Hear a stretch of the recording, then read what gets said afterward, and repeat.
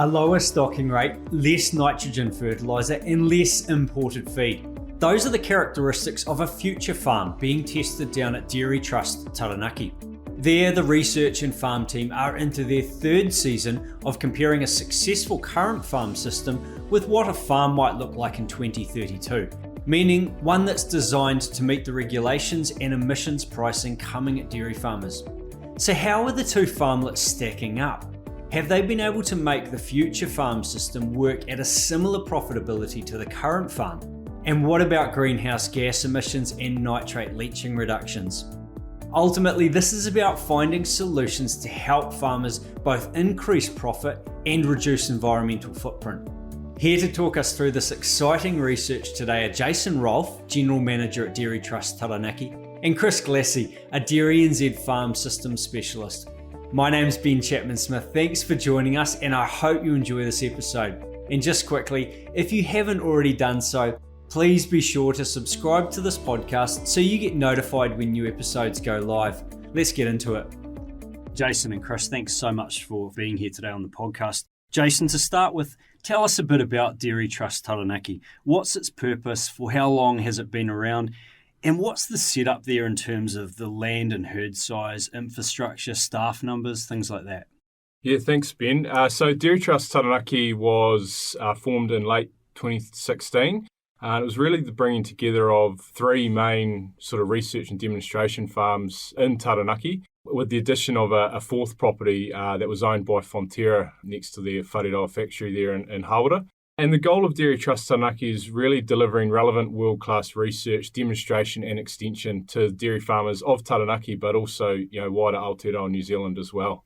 So the four farms, we've got the Dairy Trust Taranaki Gibson farm, which is sort of the home of research, I think, for some time in Taranaki. So that's about 310 cow farm, milking twice a day and three sort of full-time staff on that property. And that's got the step change trial, which we'll talk a bit about today. We've got the Kavanagh farm next door, which is a 600 cow farm, 4 full-time staff there. And that's just finished up an autumn calving trial and it's just moved into a net zero trial. So that's a 10-year trial kicked off on 1st of June. About 15 minutes around the corner, we've got our Waimate West demonstration farm. Now, that's been a research farm since 1917, and that's owned by the South Taranaki District Council. And so we've got sort of 1.5 full-time employees based on that farm. And that's milking 120 cows, and that's our diverse pastures trial site. And then further north, we've got the Stratford demonstration farm, which has again been research and demonstration since 1917, so quite some time. And that's got the spiky technology on that, which is looking at a trial comparing that technology and the benefits to nitrogen leaching and, trying to grow a bit more grass through that. So that's kind of the overview of the trust. All up, we've got 18 full-time employees, including myself, and then a number of casual employees who we call on as well, who makes a great team. And what have you got there in terms of the scientific resources? Because you're obviously looking at things through microscopes and weighing and testing, and what have you got? Yeah, so we've got our own sort of lab on our Kavanagh farm. So that's where the science team do a lot of their weighing of pasture samples. We've got dry matter ovens there, so we're pretty well set up. And also a big walk-in chiller as well to keep a lot of samples cool before we either look at those ourselves or send them away. So we've got 3 in our science team. We've sort of got a leader of the team and a couple working in that tech space. Their job's, I guess, getting busier as we move into some of these trials with we've got suction cups and lysimeters at Stratford and soon to be installed at Waimate West as well. Sounds like a pretty cool place to be working. Yeah, no, it's awesome. There's certainly no 2 days the same, that's for sure. So, Chris, what's DairyNZ's relationship with Dairy Trust Taranaki? Okay, so DairyNZ come under the umbrella of collaborative partners, and sometimes we're funders of work at Dairy Trust Taranaki. Historically, we've always had a relationship with Dairy Trust Taranaki and its predecessors. The goals align because it's all about benefiting and improving dairy farming in Aotearoa, not just Taranaki. I was asked to provide a role of liaising between DairyNZ and Dairy Trust Taranaki on the research work because DairyNZ, we've got access to even more resources that may assist the research, or we will know where there are people that can assist and help develop the programs of research that Jason and his team have got going. So that's my role. So Jason, today we're talking specifically about that trial at Gibson Farm, which you mentioned before. That trial aims to reduce greenhouse gas emissions and nitrate leaching while increasing profit. How long's that project been going for, and why is it so important? Yeah, so we've just finished the second season of that project. We're into the third year, and it was originally a 3-year trial, but we're actually looking to extend that trial out for a further 2 years. And the reason, I guess, that this project's so important is you've got a lot of new regulations. Probably hear a lot about that in the farming community, particularly around nitrogen use, emissions. We've got a pricing a model. What that looks like, we're not quite sure on yet, but a lot of these things come in at farmers. And so what we've looked at with this trial is, a future farmlet versus a current farmlet. And so the future farmlet's kind of the 2032 farm at the moment, 2030, 2032 farm versus a current farming system.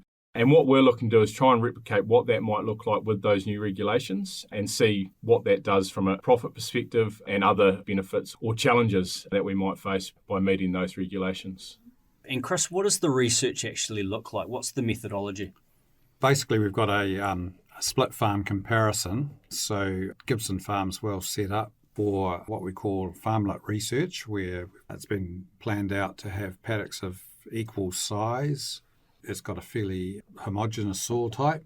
The history there is they're used to running multiple herds for comparative purposes. In this case, we've split the farm into 2 herds, and each herd has a dedicated area for the length of the trial. Basically, the comparisons between a successful farm system that Gibson Farm had established through previous research work, which relied on an input of nitrogen fertiliser to help boost pasture growth of somewhere around 200 kilograms of nitrogen per hectare, Jason. Yep. Also, some use of palm kernel or a mix of palm kernel and something that was put through an in-shed feeder. We know that with the emissions reduction targets that we've been committed to through the Zero Carbon Act, the most likely scenario that will work in reducing emissions is reducing some of those inputs, which we have, which means we run a lower stocking rate because we expect less feed to be in the system. And the challenge for the team at Dairy Trust Taranaki is to see if they can actually make that system work at a similar profitability, or if the profitability is to be reduced, how do they keep the gap as close as possible? So I guess in terms of the actual numbers around what that looks like too from a difference point of view is 3.1 cows to the hectare on the current farmlet. As Chris mentioned, up to sort of the 190 kgs of nitrogen cap it now, and we've kind of set a roof on the imported feed of 700 kilos per cow dry matter for that farm, which is kind of I think the average from the previous 4 or 5 years leading up to this trial.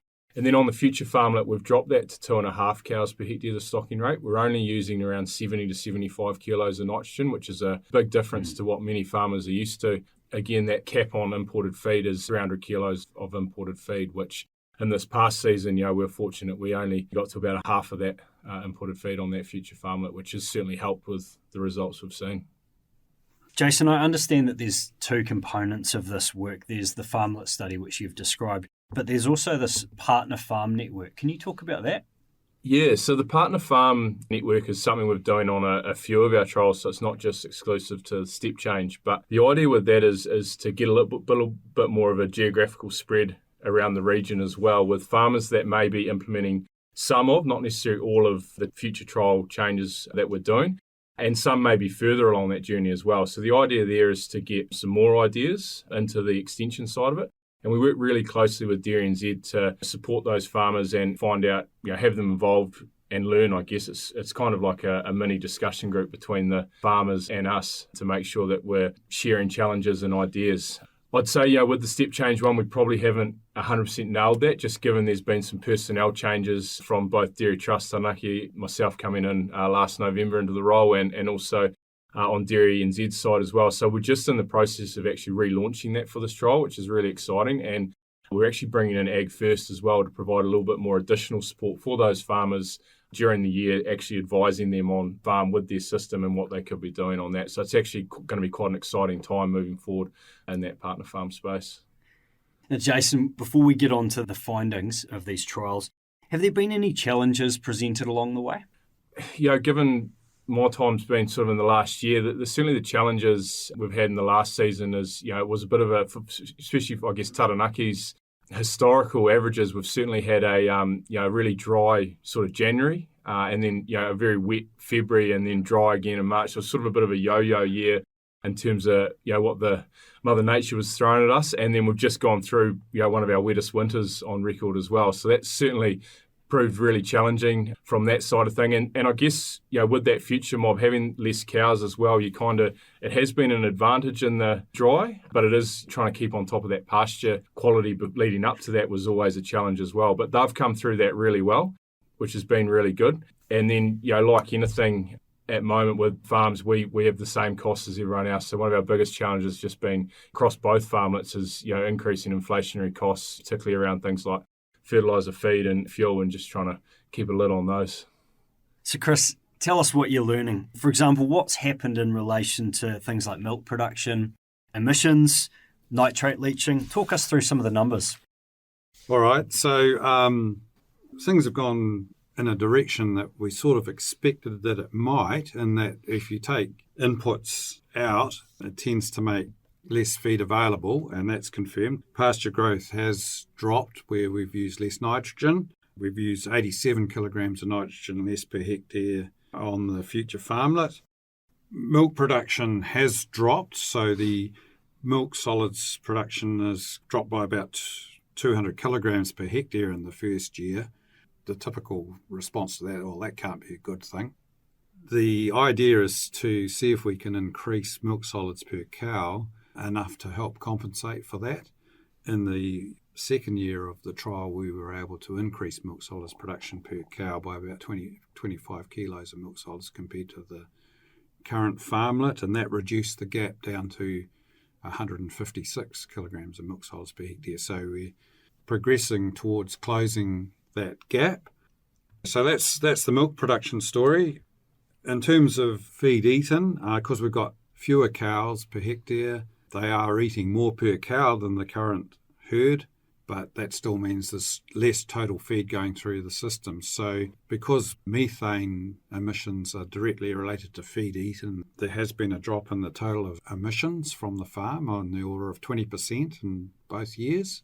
Methane's gone down by 15%, and then the additional amount is through nitrous oxide, which you get from reducing nitrogen inputs.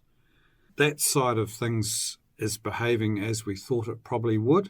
So the big challenge was going to be, with that drop in production of 150, 200 kilograms of milk solids per hectare, could we generate the same sort of profit? In the first year, the answer was no. When we started, we were still paying $600 a tonne for urea and $300 a tonne for palm kernel. And the milk price was, I think it had $7, somewhere thereabouts. And that made it quite difficult to maintain the profitability with that loss of production. But in the second year of the trial, when urea shot up to $1,100 or $1,300 per tonne, and palm kernel was heading towards 500, or I think it might have reached 500, Jason.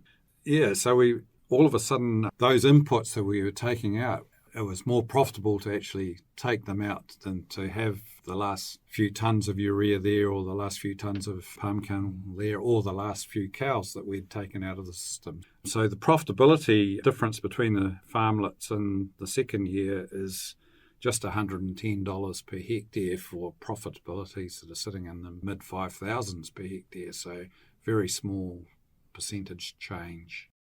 That's very encouraging. Having said that, 1 year isn't going to tell the full story, so we're looking forward to seeing if we can do it again in another year where all those relationships between price and milk price change and production change.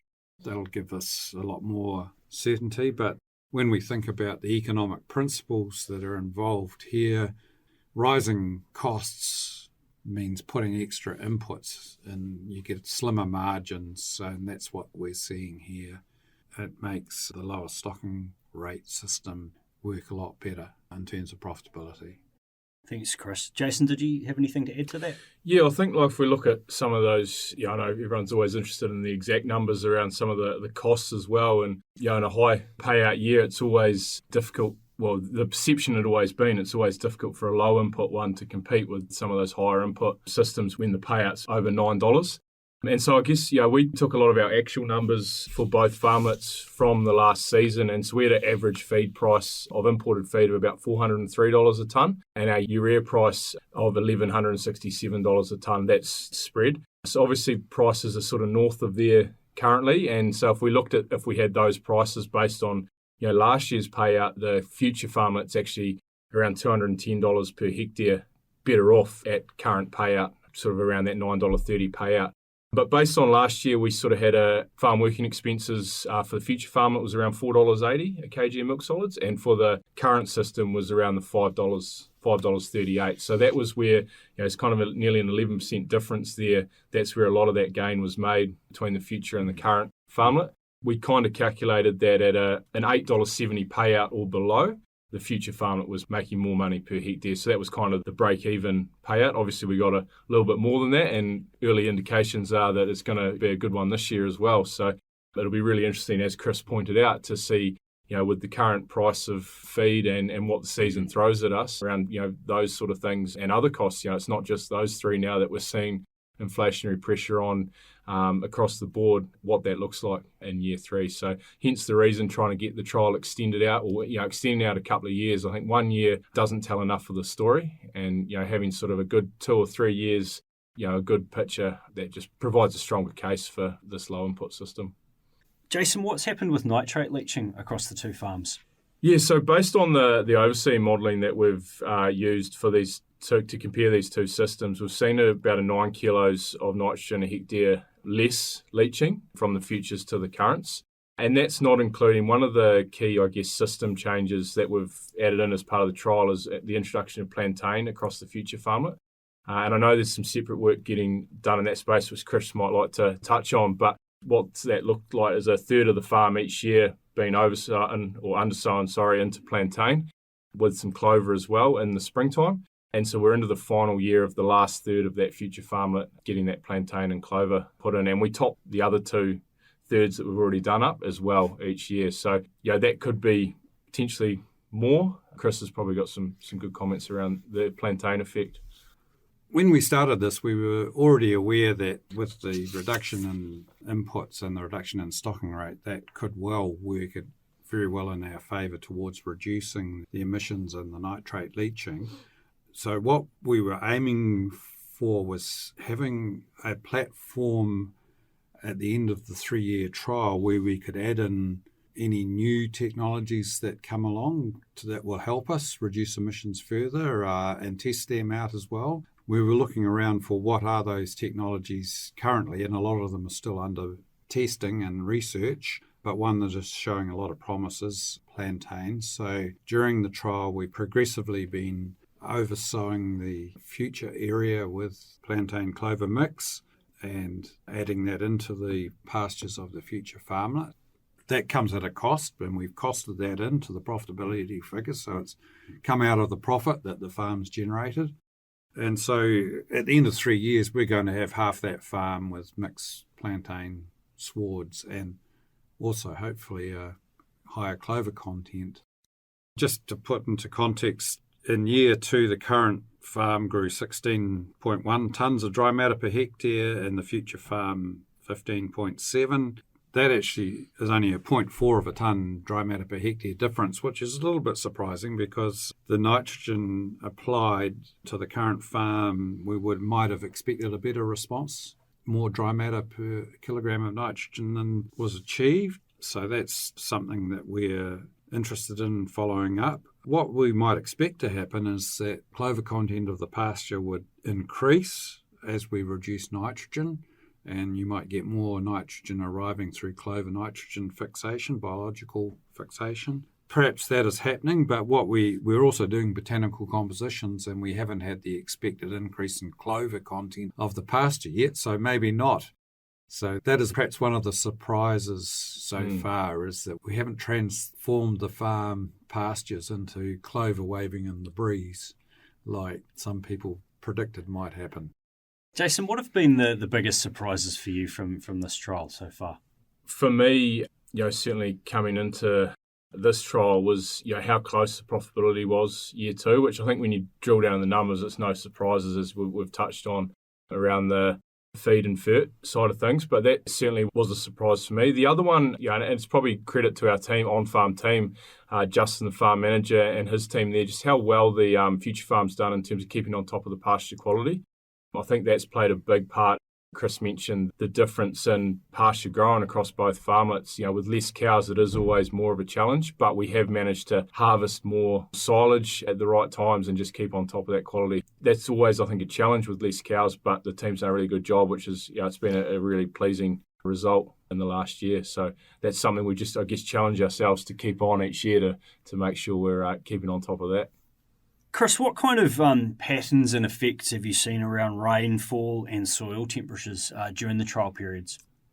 Yeah, well, like many parts of New Zealand, the last few years have been reasonably challenging for dairying, with summer dry and occasional periods of too much rainfall. The interesting thing with the lower stocking rate is that it does mean that you've got some extra silage opportunities to transfer feed from spring into summer through silage harvested. In the first year, we also took the opportunity to carry some feed forward through deferred grazing, which is just grass left standing and fed back as a crop. And it's evident when the dry does come along, like in January of 2022, that the lower stocking rate does provide a better opportunity to withstand that. It's important, I think, that with the lower stocking rate, that farmers look at opportunities to perhaps extend the lactation length per cow. And that's been a feature of this, in that we have a little bit of an earlier calving date on the Future Farm now, and we also can expect to milk about 2 weeks longer into May than with the current farmlet, and that's all done on feed budget. Part of the reason for that is that you usually have higher pasture covers and more supplement inventory to go into the winter with on the Future Farmlet, so that allows that to happen, and it's got to be carefully monitored against body condition score.